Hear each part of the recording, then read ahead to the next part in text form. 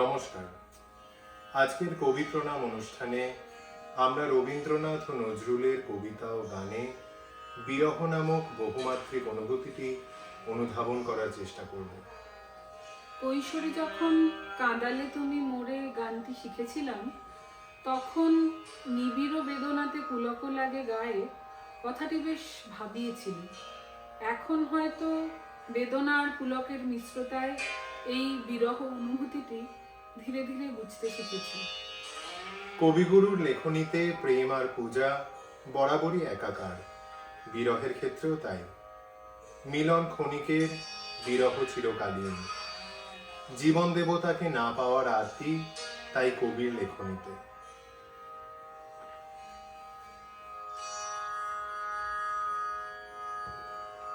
মাঝে মাঝে তব দেখা পাই, চিরদিন কেন পাই না, কেন মেঘাসে হৃদয় আকাশে তোমারে দেখিতে দেয় না, মেঘে তোমারে অন্ধ করে রাখে, তোমারে দেখিতে দেয় না। মাঝে মাঝে তব দেখা পাই, চিরদিন কেন পাই না, ক্ষণিক আলোকে আখির পলকে তোমায় যবে পাই দেখিতে, ওহে ক্ষণিক আলোকে আখির পলকে তোমায় যবে পাই দেখিতে, ওহে হারাই হারাই সদা হয় ভয়, হারাইয়া ফেলি চকিতে আস না মিটিতে, হারাইয়া পলক না পড়িতে,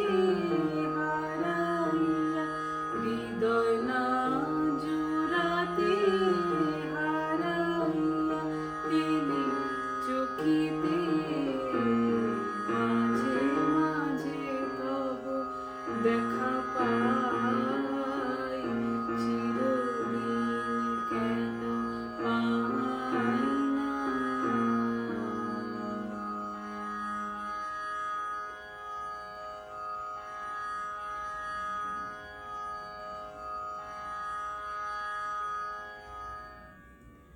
বিরহ ব্যথার অনুভূতি তো মানুষের একান্ত না, তা প্রকৃতিও। নজরুল তাই দেখতে পান ঝরে যাওয়া বনগোলাপের বিলাপ শোনা নীরব বুলবুলি পাখিকে। বিরহ তখন আর থাকে না ব্যক্তিগত, স্বয়ং প্রকৃতি হয়ে যায় তার মূর্ত রূপ।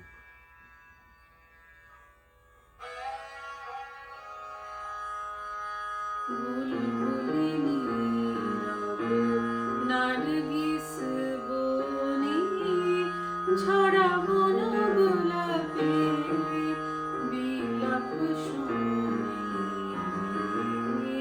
বুলবুলি নীরব নার্গিস বনে, ঝরা বন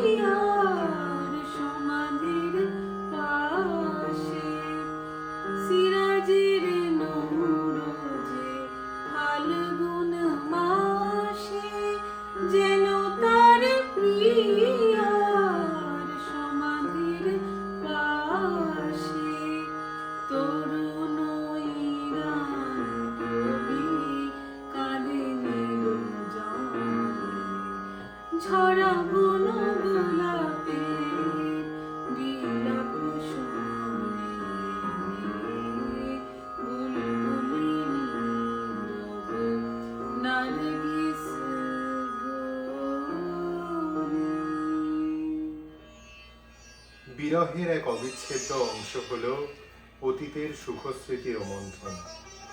নজরুলের কবিতায় তার মহৎ প্রেমিক হৃদয়ের কল্পনা, তার মনের মানুষটিও হয়তো একইভাবে বাতায়ন পাশে একা বসে আছে বিষাদ ভরা হৃদয়ে। আর তার গানে নজরুল পরদেশী মেঘকে যেন মেঘদূত করে পাঠাচ্ছেন তার প্রিয়ার কাছে। তার বিরহ ব্যথা বুকে নিয়ে সে যেন বৃষ্টি হয়ে ঝরে। তোমারে পড়িছে মনে আজি নিপ বালিকার ভীরু শিহরণে, যুথিকার অশ্রুসিক্ত ছল ছল মুখে, কেতকী বধূর অবগুণ্ঠিত ও বুকে তোমারে পড়িছে মনে। হয়তো তেমনি আজি দূর বাতায়নে ঝিলিমিলি তলে ম্লান ললিত অঞ্চলে চাহিয়া বসিয়া আছো একা।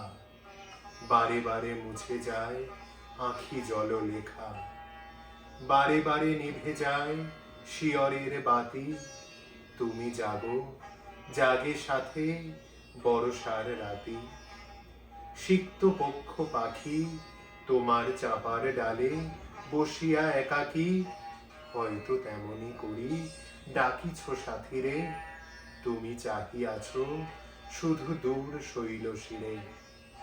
তোমার আখির ঘন নীলাঞ্জন ছায়া গগনে গগনে আজ ধরিয়াছে কায়া।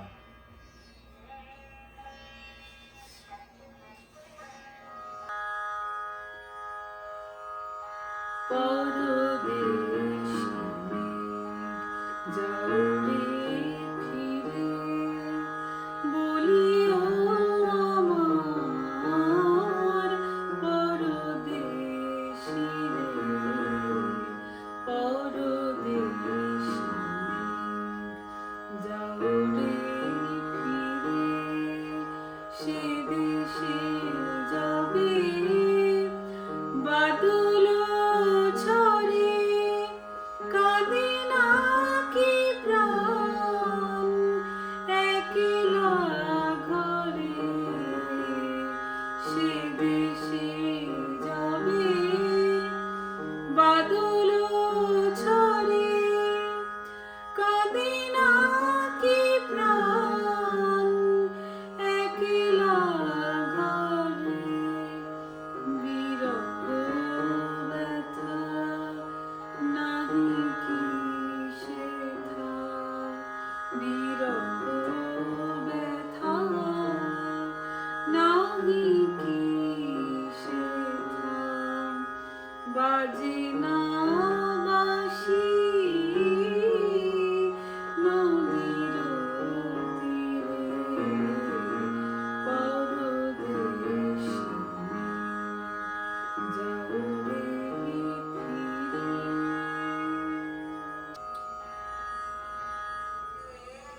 অবশেষে বিরহের পর কখনো আসে অবশ্যম্ভাবী বিচ্ছেদ, কখনো কখনো তা মনের জানাই থাকে তবু যাওয়া শেষবারের মতো দেখা করতে। আবার কখনো অনেক বছর পর কোথাও কোনো ক্ষণে হয়ে যায় হঠাৎ দেখা। রেলগাড়ির কামরায় হঠাৎ দেখা, ভাবিনি সম্ভব হবে কোনোদিন।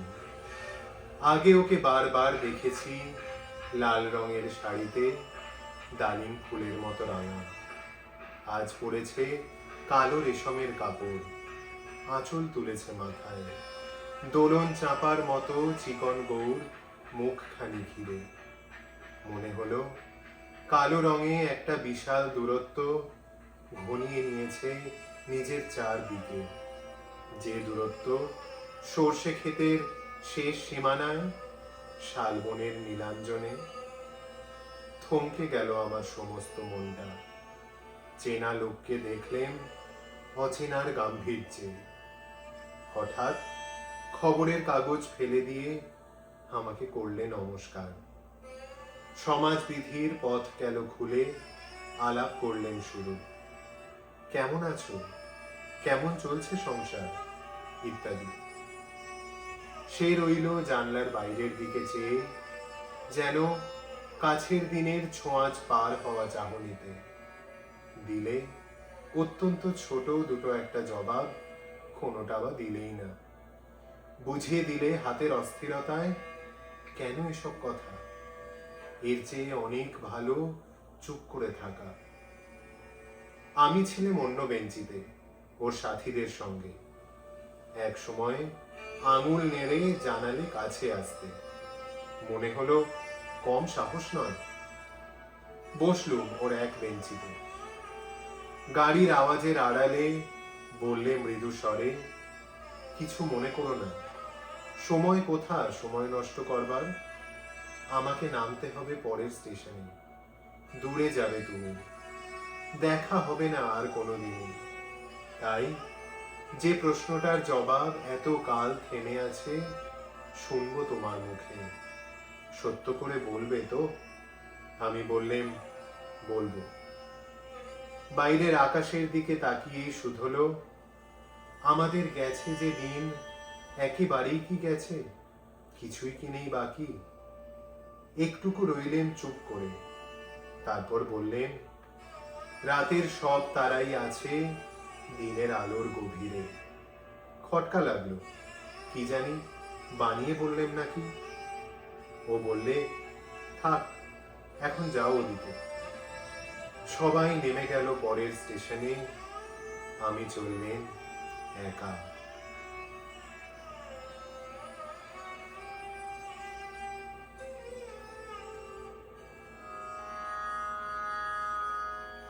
গোধূলি গগনে মেঘে ঢেকেছিল তারা, আমার যা কথা ছিল হয়ে গেল সারা। গোধূলি গগনে